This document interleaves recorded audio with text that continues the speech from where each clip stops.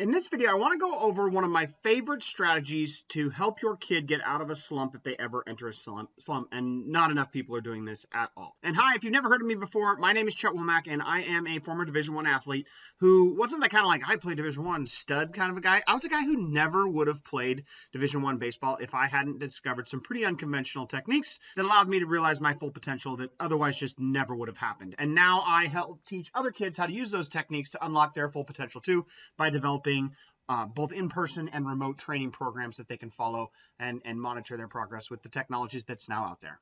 And today what I wanted to show you was two different clips. So we are here in my video editing software, and I've got two clips laid on top of each other. This first clip is of a training session we just did the other day. And then this clip is a clip where my son hit a home run. He absolutely hit this tank and was in the middle of a spell where he was going really, really hot. And so for like a 5-week period of time, this summer he hit over 500. He hit 6 home runs. Like everything was just perfect. It didn't matter if the guy was throwing 90, he could hit them.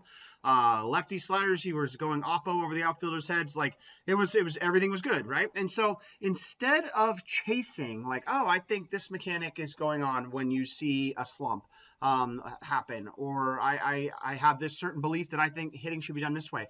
Let's just go back to like when you were going really good and look at those clips. And so here's how I do this. I take the two clips, right? I've edited, I put them on a timeline in a video piece of editing software. And then I go to this top clip and I make the opacity 50% so I can see these clips. And so it makes for a really crappy video to watch. But what happens is I've synced this first clip up to leg lift.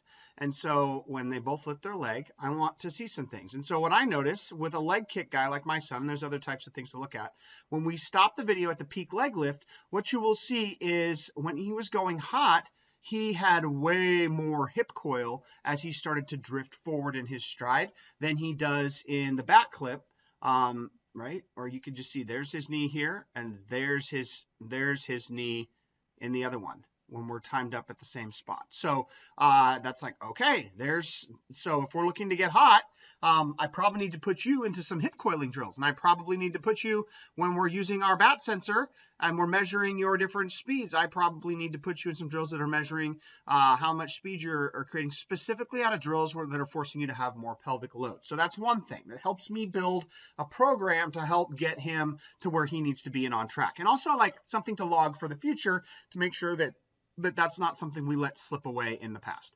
Then this second clip, what we've done is we've synced this up for foot plant. So when the foot lands, we can see where he's at. So right there is where he lands. And I had a thought in the cage. I was like, I think your stride's not as long. And it turns out I'm completely wrong. It's exactly the same length as it was before. And so it's also a way to just cross-check yourself, right? Like sometimes we think we see some things and it's just not, that's not actually true. But we can see in his BP session that the angle of his bat has a different piece. This one, the barrel is not above his head. And in this one, it is definitely the tip of the barrel is above his head. And so we can look for these different things. And so like this is the kind of stuff that we screen people for when we do our power leaks assessment. But we also like to make sure where if the tip of the bat isn't above the head, it's usually one of the 17 power leaks that we will see. There's not enough coil in the wrists to release the barrel correctly. But anyways, that allows us to see that. But it's a pretty close match on the stride. So I was wrong. I don't need to put him into some things to help lengthen his stride because I thought maybe he was getting short. And then in this third clip, we have synced it up to point of contact. And so we're looking at his contact and we want to see what's going on. And we can see it's pretty similar. If we have it at 50%, we can see that in the white one, he is angled a couple more degrees back. So his swing was probably a little bit steeper. So your barrel will, if you take the angle of a spine on this first clip, I don't know if it's the first, go under the head like that. The bat will usually work 90 degrees to the spine. That'll be the direction that you hit the ball when you square it up. And you can see that's about right. So what happens when you go with too much tip, like so you can see his attack angle right here is 18 degrees. If we were to come down on this one and we take the other, that's the wrong one. We take the other swing. You could see that his spine is tipped more like that, and the barrel is going to go more up.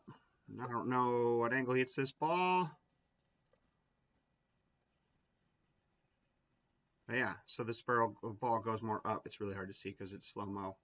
But you can see the ball was right up there, right about where the line points. So we like to monitor. This is one of the contact quality things we look for, where we measure attack angle. That is the angle up the bat is moving. What happens is we want it to be below 15. If it is above 15 degrees, you're going to get a lot of swing and miss under and a lot of fly balls. And so this has been something we've been working on to try to make sure that he stays level.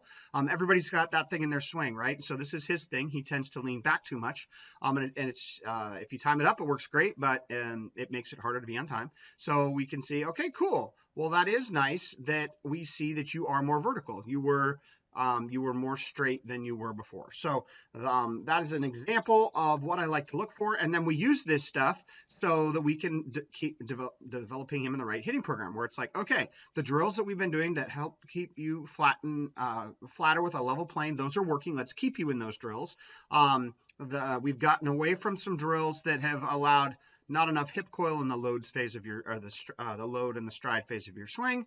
So we want to make sure that we get back to this place, and don't add in any striding drills that are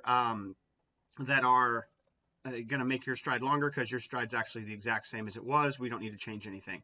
But those are some things that I wanted to share with you, because this helps us get back to like the place that he was the hottest. You don't have to try to reinvent the wheel. You just go back to when he was absolutely crushing it and look at the things that are different, and then put him back into programming that can help them get back to that place. So if you like this kind of stuff and you want help getting your kid into some programming where you know exactly what to do in a cage, where to work on the things that are wrong in your swing, you want some help analyzing that stuff, that's something we do both for local and remote clients. And just shoot me a message or drop me a comment below this video, and I'm happy to send you more details about how we can help you do that, whether that's at our Centralia, Washington location or it's remotely.